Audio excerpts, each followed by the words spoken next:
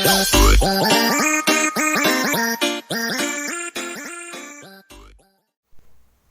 Swastiastu. Baik, di sini saya dari kelompok 8, saya akan sedikit memaparkan pengelola pengetahuan. Definisi manajemen pengetahuan adalah suatu rangkaian kegiatan yang digunakan oleh organisasi atau perusahaan untuk mengidentifikasi, menciptakan, menjelaskan, dan mendistribusikan pengetahuan untuk digunakan kembali, diketahui, dan dipelajari di dalam organisasi.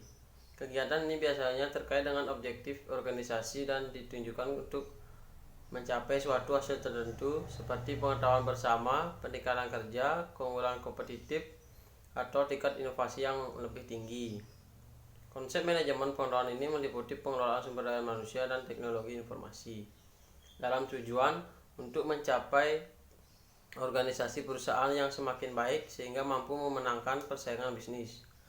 Perkembangan teknologi informasi memang memainkan peran yang penting dalam konsep manajemen pengetahuan. Hampir semua aktivitas kehidupan manusia akan diwarnai oleh penguasaan teknologi informasi, sehingga jika berbicara mengenai manajemen pengetahuan tidak lepas dari pengelolaan. Berikut pengertian manajemen atau manajemen pengetahuan dari para ahli.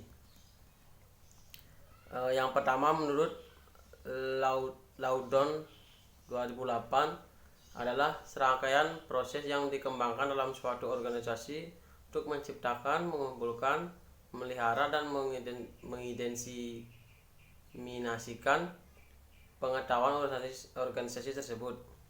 Yang kedua, menurut Turban DKK 2005, manajemen pengetahuan adalah suatu proses yang membantu organisasi dalam mengidentifikasi, memilih, mengorganisir, mencari, dan memindahkan informasi penting dan keahlian baiknya yang sudah terstruktur pada organisasi maupun pengetahuan dalam organisasi yang belum terstruktur. Yang ketiga, menurut Horwitz dan Armkos 2002, yaitu pelaksanaan penciptaan, penangkapan, pentransferan, dan pengaksesan pengetahuan dan informasi yang tepat ketika dibutuhkan untuk membuat keputusan yang lebih baik rangka mendukung strategi bisnis. Yang keempat, menurut Davenport Thomas tahun 2000, adalah campuran dari pengalaman nilai, informasi kontekstual, pandangan pakar, dan intuisi mendasar yang memberikan suatu lingkungan dan kerangka untuk mengevaluasi dan menyatukan pengalaman baru dengan informasi.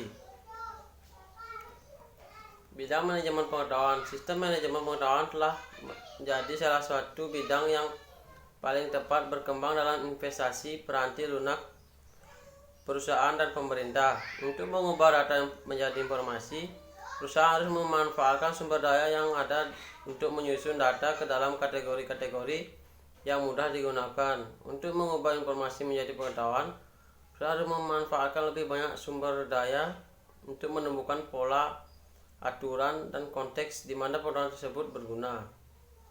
Kebijaksanaan adalah pemikiran perorangan atau perkelompokan dalam menerapkan pengetahuan untuk memecahkan suatu masalah. Pengetahuan dapat disimpan di dalam email, voicemail, gambar, dan dokumen tak berstruktur atau terstruktur. Melalui sekumpulan data, kegiatan terencana dengan pengukuran yang diteliti, percobaan, dan masukan dari pelanggan maupun lingkungan sekitar, organisasi mendapatkan pengalaman. Manajemen pengetahuannya adalah perangkat proses bisnis yang dikembangkan dalam organisasi untuk menciptakan, menyimpan, memindahkan, dan menerapkan pengetahuan. Organisasi memperoleh pengetahuan melalui beberapa cara, tergantung pada jenis pengetahuan yang dicarinya. Mencoba membangun pusat data yang berisi dokumen, laporan, presentasi, dan praktik-praktik terbaik. Sistem ini kemudian dikembangkan untuk menyertakan dokumen yang tidak terstruktur seperti email. Dimensi penting pengetahuan. Ada beberapa perbedaan penting antara data, informasi, pengetahuan, dan kebijaksanaan. Data sebagai arus peristiwa atau transaksi yang ditangkap oleh sistem organisasi yang dengan sendirinya berguna untuk bertransaksi, tapi sedikit lain untuk mengubah data menjadi informasi yang berguna.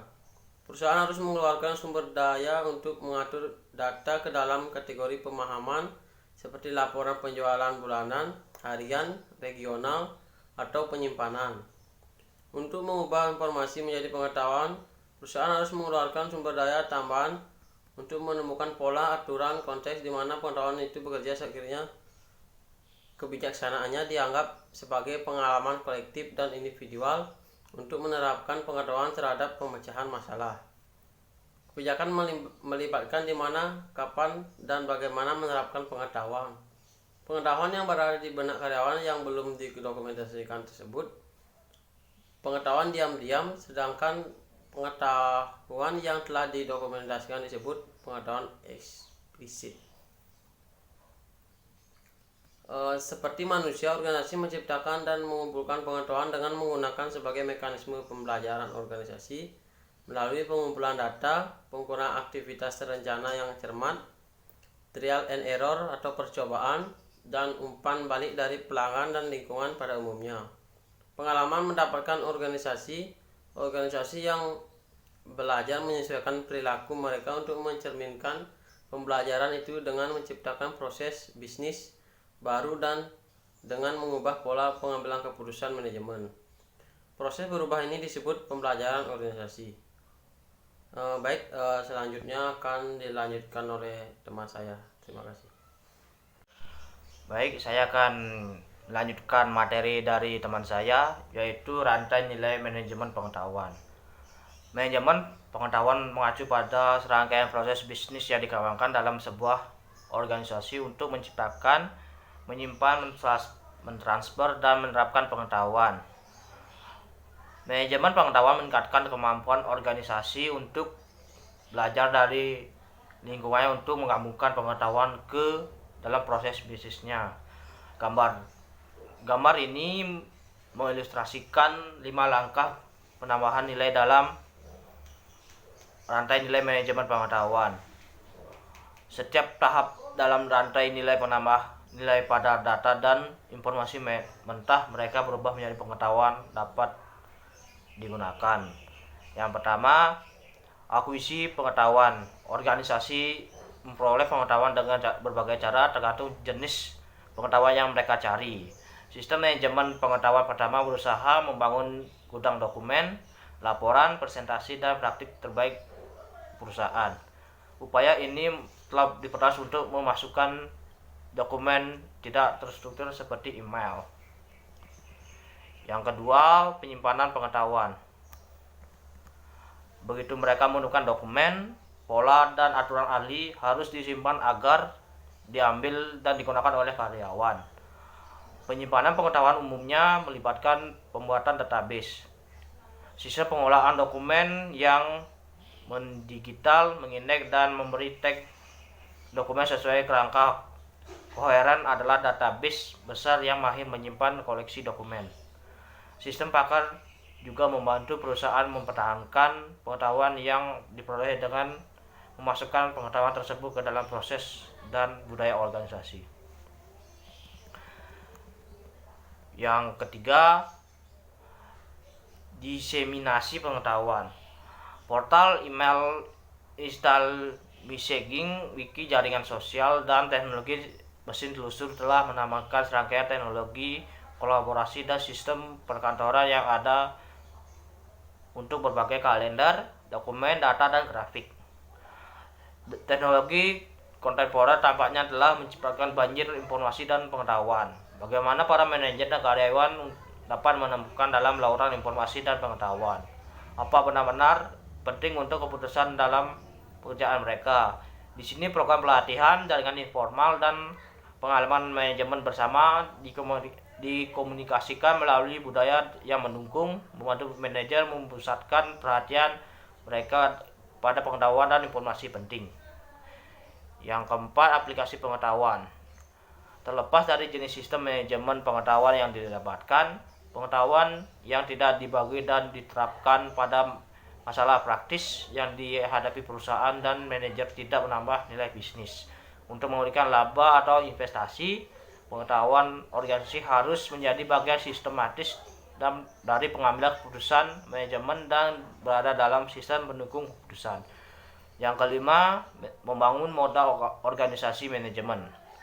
Selain kegiatan yang baru saja dijelaskan, para manajer dapat membantu dengan mengembangkan peran dan tanggung jawab organisasi baru untuk mengakuisisi pengetahuan, termasuk pembentukan posisi eksekutif, kepala eksekutif, posisi staf yang berdedikasi, dan praktik komunitas. Praktik komunitas adalah jaringan sosial informal, profesional, dan karyawan di dalam dan di luar perusahaan yang memiliki kegiatan dan minat terkait pekerjaan serupa. Kegiatan komunitas ini meliputi pendidikan dan konferensi mandiri,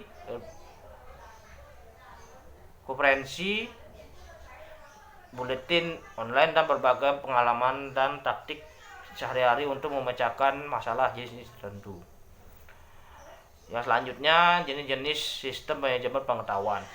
Pada dasarnya terdapat 3 jenis sistem manajemen pengetahuan utama, yaitu manajemen pengetahuan perusahaan, sistem kerja pengetahuan, dan teknik cerdas. Gambar di bawah ini menunjukkan aplikasi sistem pengetahuan untuk masing-masing kategori utama. Yang pertama, sistem manajemen pengetahuan keseluruhan perusahaan merupakan upaya keseluruhan perusahaan yang bertujuan untuk mengumpulkan, menyimpan, mendistribusikan, serta menerapkan isi dan pengetahuan digital. Sistem ini meliputi kapabilitas untuk mencari informasi, menyimpan data yang terstruktur dan tidak terstruktur, serta menempatkan keahlian dari karyawan di dalam perusahaan.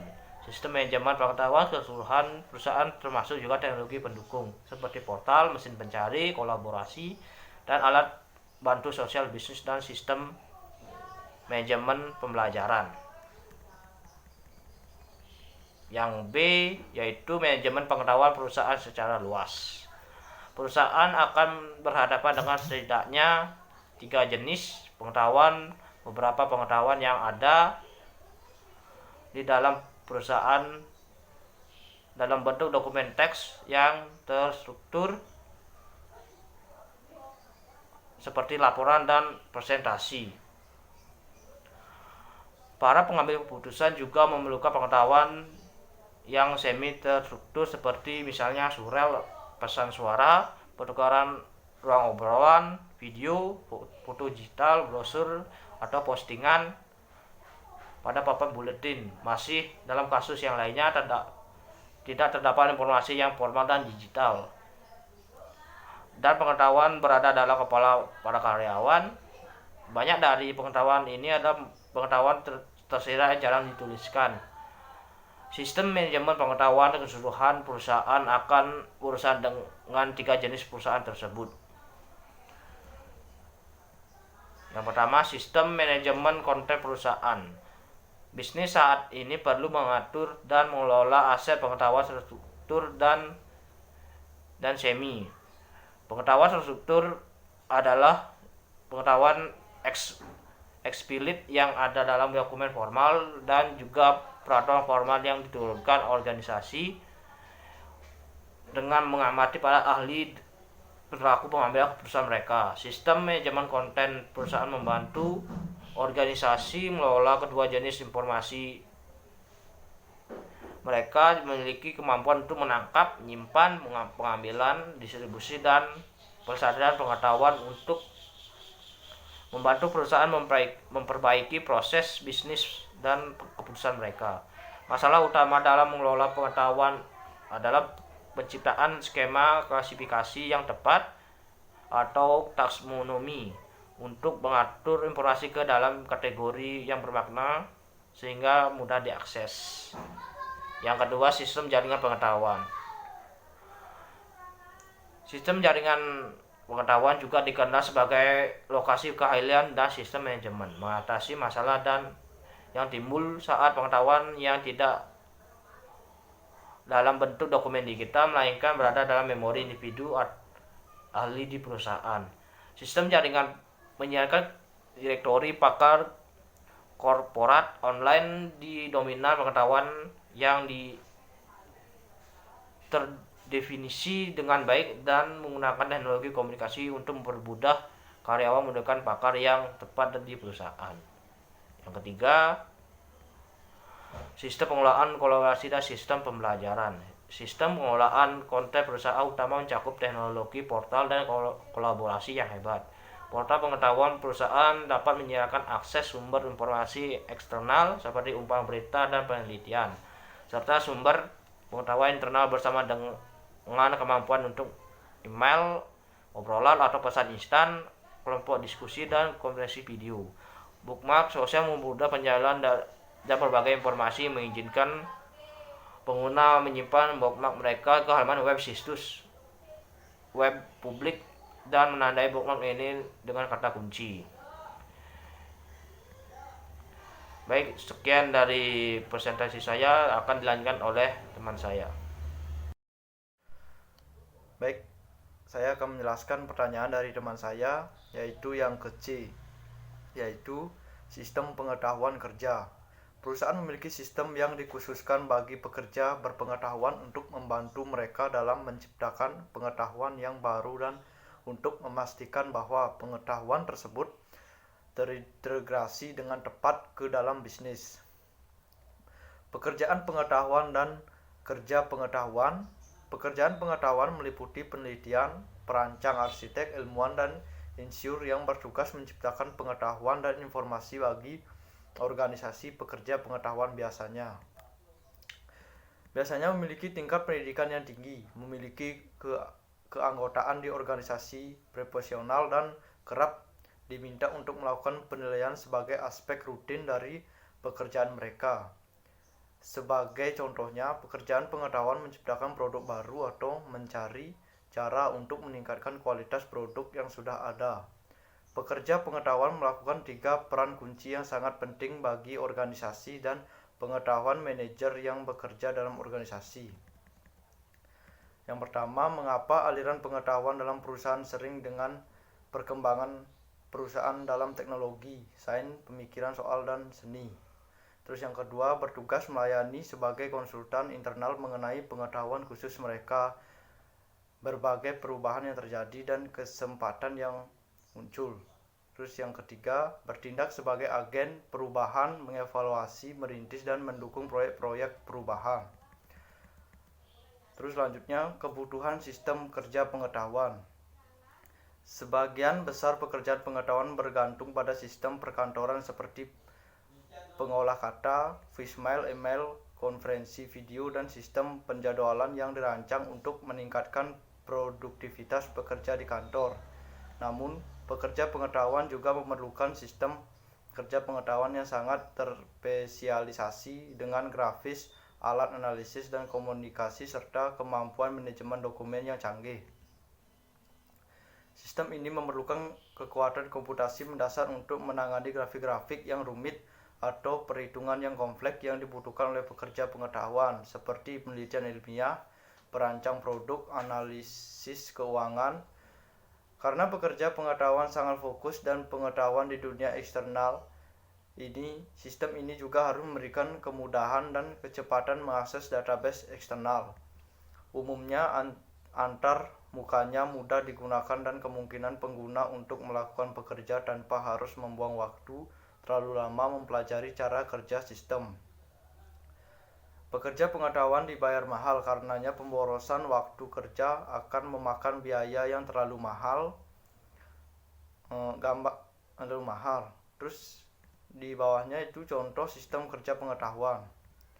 Penerapan kerja pengetahuan yang utama meliputi sistem CAD, sistem virtual reality untuk simulasi dan pemodelan, dan workstation keuangan. Computer Aided Design atau CAD mengotomatisasi penciptaan dan revisi desain menggunakan komputer dan perangkat lunak grafis yang canggih. Sistem virtual reality memiliki kemampuan visualisasi, rendering, dan simulasi yang jauh melampaui sistem CAD konvensional. Mereka menggunakan perangkat lunak grafis interaktif untuk membuat simulasi yang dihasilkan komputer yang sangat dekat dengan kenyataan sehingga penggunaan hampir yakin bahwa mereka berpartisipasi dalam situasi dunia nyata. Augmented reality atau AR adalah teknologi terkait untuk meningkatkan visualisasi. AR menyediakan pandangan langsung atau tidak langsung tentang lingkungan dunia nyata fisik yang elemennya diperkuat oleh citra buatan komputer virtual. Penggunaan balasan di dunia fisik yang sebenarnya dan gambar virtual digabungkan dengan tampilan nyata untuk membuat tampilan yang disempurnakan. Terus yang ke-D yaitu teknik kecerdasan. Kecerdasan buatan dan teknologi basis data memberikan sejumlah teknik cerdas yang dapat digunakan organisasi untuk menangkap pengetahuan individu dan kolektif serta untuk memperluas basis pengetahuan mereka. Sistem pakar, penalaran berbasis kasus, dan logika fusi digunakan untuk menangkap pengetahuan tersembunyi. Jaringan syaraf tiruan dan data menigunakan untuk penemuan pengetahuan. Teknik cerdas lainnya yang dibahas di bagian ini didasarkan pada teknologi kecerdasan buatan atau Artificial Intelligence atau AL yang terdiri dari sistem berbasis komputer atau perangkat keras dan perangkat lunak yang mencoba meniru perilaku manusia. Kecerdasan buatan tidak memiliki fleksibilitas, keluasan, dan keumuman dari kecerdasan manusia, tapi dapat digunakan untuk menangkap, menggodekan, dan memperluas pengetahuan perusahaan. Perusahaan dapat menggunakan kecerdasan buatan untuk 1. Membuatnya menangkap dan menyimpan pengetahuan tersirat, 2. Menemukan pengetahuan, 3. Menghasilkan solusi bagi masalah tertentu yang terlalu besar dan kompleks untuk dianalisa oleh manusia, dan yang terakhir yang keempat membantu perusahaan mencari dan menyaring informasi. Baik, sekian presentasi dari kelompok kami. Saya ucapkan terima kasih. Om Santi Santi Santi Om.